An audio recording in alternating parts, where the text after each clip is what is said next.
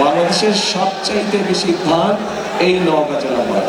কিন্তু এই যে ধান হয়, বছরে করে 3টি ধান হয়, তাই না? 3টি ফসল হয়।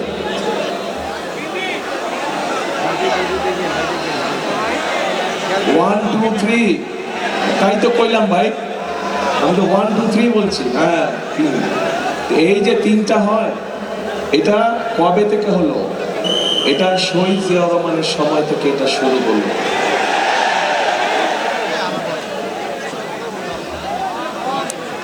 এই বরেন্দ্র প্রকল্প শহীদ জিয়া যখন চালু করলেন, আস্তে আস্তে ধীরে ধীরে পরবর্তীতে খালেদা জিয়া থেকে আরো প্রকল্প বড় করলেন। এইটার অংশ হিসাবে আস্তে আস্তে কৃষকরা পানি পেল এবং এখানে ধান উৎপাদন হলো, বছরে 3টা ধান উৎপাদন, এবং নওগাঁ বাংলাদেশের সবচেয়ে বড় ধান ভান্ডারে পরিণত হল। প্রিয় ভাই বোনেরা, আমি সবসময় একটা কথা বলি, শুধু নওগাঁ জেলা না, নওগাঁ জেলা বলেন, জয়পুরহাট জেলা বলেন, বগুড়া জেলা বলেন, নাটোর বলেন, রাজশাহী বলেন, ময়মনসিংহ বলেন, কুমিল্লা বলেন, সব জেলাতেই কিন্তু আমাদের মূল পেশা, প্রধান পেশা কোন পেশা? কৃষক। আমাদের কৃষক ভাইরা, কাজে কৃষক ভাইদেরকে যদি আমরা ভালো রাখতে পারি, তাহলেই বাংলাদেশ ভালো থাকবে। এইটি মনে করে আমরা বিশ্বাস করি। শহীদ রাষ্ট্রপতি জিয়াউর রহমান সেই জন্যই কৃষকদের ব্যাপারে, কৃষকদেরকে ঋণ দেওয়ার ব্যাপারে, কৃষকদেরকে পানি সেচের ব্যবস্থা করার জন্য বিভিন্ন পদক্ষেপ গ্রহণ করেছিলেন। এখানে অনেক মুরব্বী আছেন, এখানে অনেক কৃষক আছেন, মুরব্বী কৃষক আছেন। আপনাদের মনে আছে দেশনেত্রী খালেদা জিয়া যখন প্রথমবার সরকার গঠন করলেন, তখন উনি 5,000 টাকা পর্যন্ত কৃষি লোন সব উনি মওকুফ করে দিয়েছিলেন। 10,000 টাকা পর্যন্ত, 10,000 টাকা পর্যন্ত কৃষি ঋণের সুদ মওকুফ করে দিয়েছিলেন। এখানে একজন আমাদের সদস্য, একজন প্রার্থী, উনি দাবি করে দিয়েছেন যে, একটি দাবি তুলেছেন যে আগামীতে ইনশাল্লাহ আমরা সরকার গঠন করলে 10,000 টাকা পর্যন্ত কৃষি ঋণ মওকুফ করে, বলছে না? আজকে সকালে আমি রাজশাহীতে ঘোষণা দিয়েছি, ইনশাল্লাহ বিএনপি সরকার গঠন করলে এখন এই মুহূর্তে যেই সকল কৃষক ভাইদের 10,000 টাকা পর্যন্ত ঋণ আছে, কৃষি ঋণ আছে, আমরা সেই ঋণ সুদ সহ পুরাটা মওকুফ করবো ইনশাল্লাহ।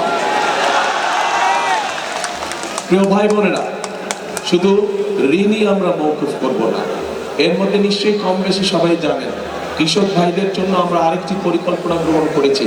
সেটি হচ্ছে যে কৃষক ভাইদের, সারা বাংলাদেশের সকল কৃষক ভাইদের কাছে আমরা একটি কার্ড দিব, কৃষক কার্ড নাও। এই কার্ডটির নাম কৃষক কার্ড। শুনছেন এর মধ্যে? কৃষক কার্ড। এইটি আমরা ধীরে ধীরে, একবারে তো পারবো না, ধীরে ধীরে ধীরে ধীরে আমাদেরকে যেতে হবে। কিন্তু সব রকম প্রান্তিক কৃষক বলেন, ক্ষুদ্র কৃষক বলেন, মাঝারি কৃষক বলেন, বৃহত্তর কৃষক বলেন, সব কৃষক ভাইদের হাতে আমরা আস্তে আস্তে এই কৃষি কার্ডটা পৌঁছে দেবো।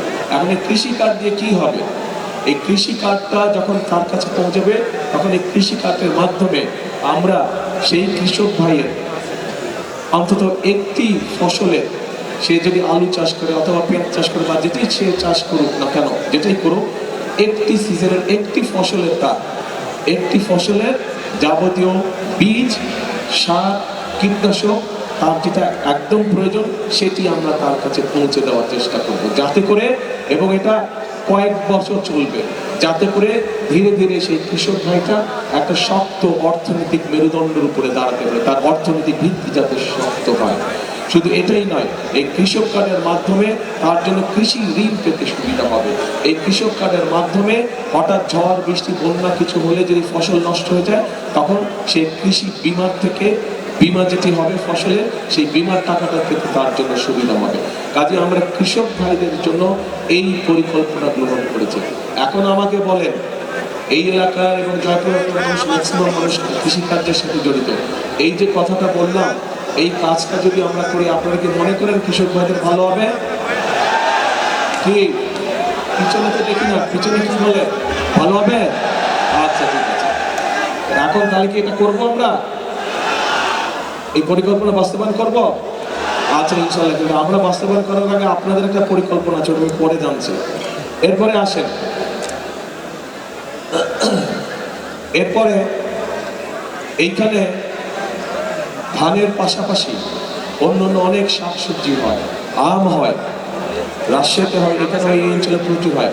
কিন্তু একটা সমস্যা আছে যে অনেক সময় এগুলা হিমাগার পাওয়া যায় না।